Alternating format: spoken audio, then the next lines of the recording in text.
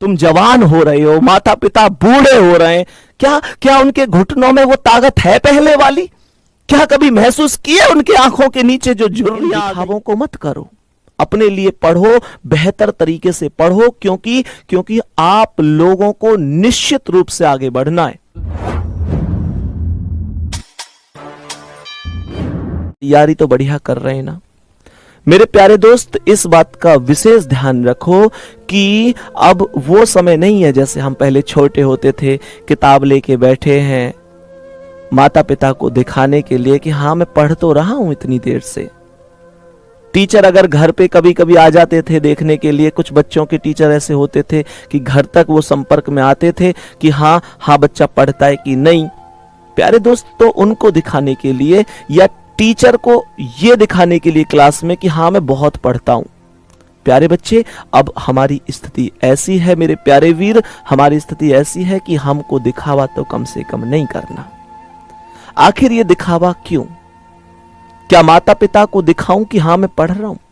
क्या पिता को दिखाऊं? क्या अपने गुरुजनों को दिखाऊं? मेरे प्यारे दोस्त, वास्तविकता तो ये कहती है कि अब हम खुद जानते हैं कि हमें क्यों पढ़ना चाहिए और क्यों नहीं पढ़ना चाहिए। क्योंकि पढ़ने से सिलेक्शन भी हमारा होगा और ना पढ़ने से सिलेक्शन से वंचित भी हम ही रह जाएंगे। आप इस बात को बेहतर तरीके से समझने की कोशिश करो मेरे प्यारे वीर कि कंपटीशन बहुत ज्यादा है और इस कंपटीशन के युग में दूसरे विद्यार्थी से आगे निकलने का मतलब एक ही चीज होगी कि तुम्हें उससे ज्यादा पढ़ना पड़ेगा। खुद अपने आप से सोचो मेरे भाई कि अगर एक व्यक्ति जो तुमसे ज्यादा होशियार है वो व्यक्ति 6 घंटे पढ़ता है, एक हम हैं जो उससे कम भी है और फिर भी 1 घंटा ही पढ़ रहे हैं, क्या हम उससे आगे इस कंपटीशन में निकल सकते हैं? प्यारे दोस्त, नहीं, बिल्कुल नहीं। माता पिता के लिए, अपने गुरुओं के लिए इन दिखावों को मत करो, अपने लिए पढ़ो, बेहतर तरीके से पढ़ो, क्योंकि आप लोगों को निश्चित रूप से आगे बढ़ना है। प्यारे बच्चे, नौकरी लगनी बहुत बड़ी बात होती है। नौकरी लगते ही एक अलग ही माहौल होता है, बहुत सारी खुशियां जो शायद हमसे बहुत दिन से दूर होती हैं वो सब नजदीक होती हैं। प्यारे दोस्त, इस बात को समझो जैसे हम टीचर हैं। शायद बहुत बहुत बड़ी बात कह रहा हूं, लेकिन एक बात अच्छी तरीके से सुन लो, हमें इस बात से कोई फर्क नहीं पड़ता, दुनिया के किसी टीचर को इस बात से फर्क नहीं पड़ता। कमेंट में मैं ये कहूं कि यार इस बच्चे का सिलेक्शन होना चाहिए, नाम लूं मैं किसी का कि इसका सिलेक्शन होना चाहिए।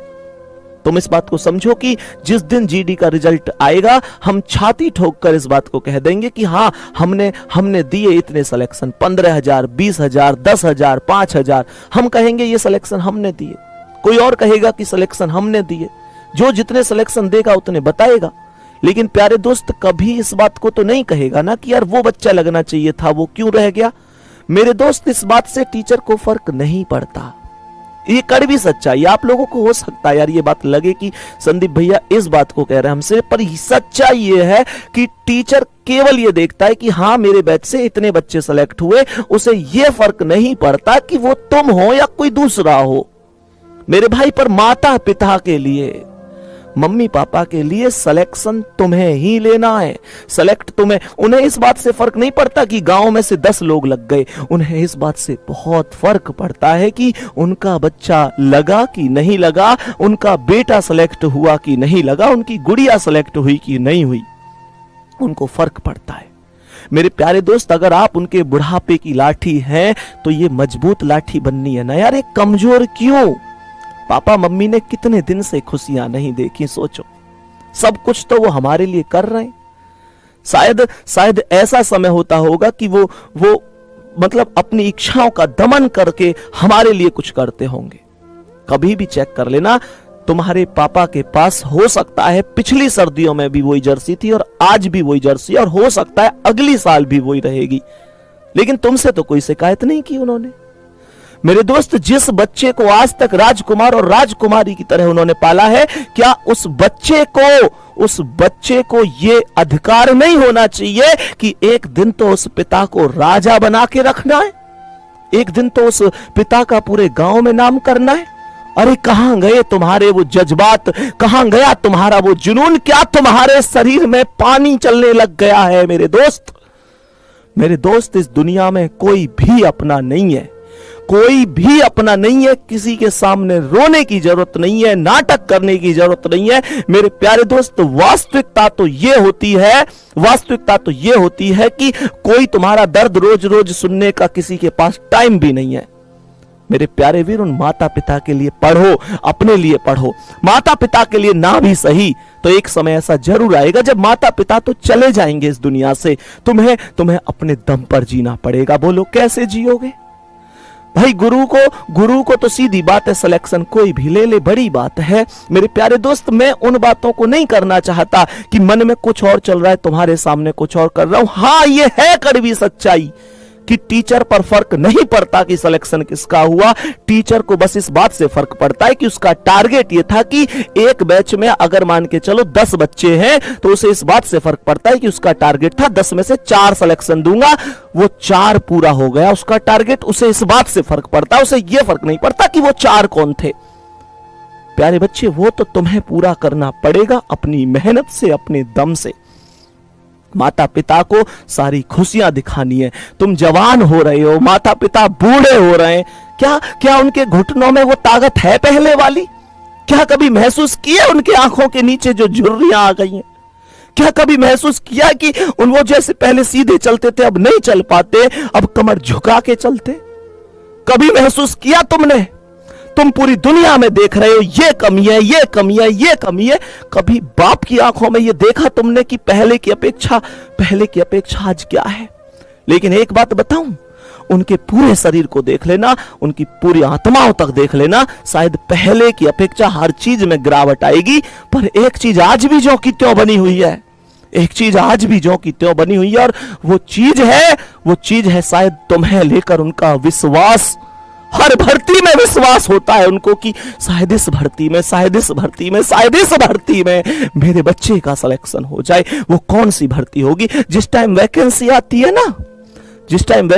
है, वो गांव में बैठे हुए होते हैं, उन्हें कहीं से ये पता चल जाए ओ वैकेंसी आ गई।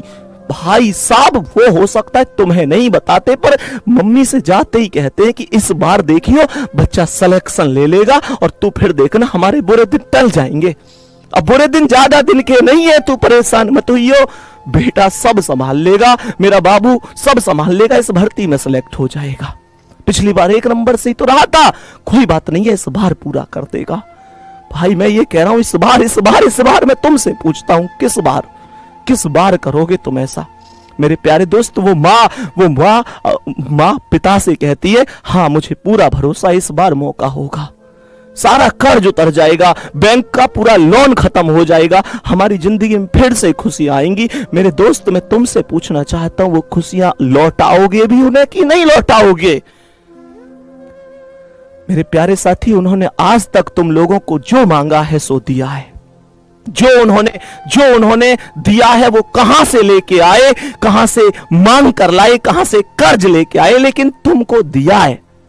मेरे प्यारे दोस्त, अब समय आ गया है, हम उनका कर्ज तो नहीं उतार सकते, लेकिन उनको ये खुशियां दे सकते हैं ना कि यार मम्मी पापा मेरा सिलेक्शन हो गया।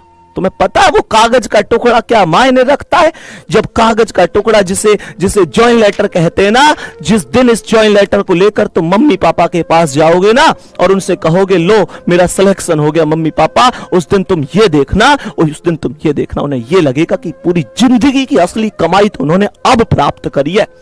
मेरे प्यारे दोस्त, कोई धन कितना कमा ले, कोई कुछ भी कर ले, लेकिन जब औलाद कामयाब होती है ना, वो दुनिया की एक तरफ की खुशी होती है, और वो खुशी तुम्हें देनी है उनको, तुम पर डिपेंड करता है। मेरे भाई, दिखावा मत करो, पढ़ाई करो, मेहनत तुम्हें करनी है, निश्चित रूप से आगे बढ़ना है, बाकी तुम लोगों पर डिपेंड करता है। ठीक है, तो प्यारे बच्चे, अगली क्लास में नए टॉपिक से सोमवार को मिलेंगे। सोमवार को क्लास होगी। जय हिंद, जय भारत, बाय बाय।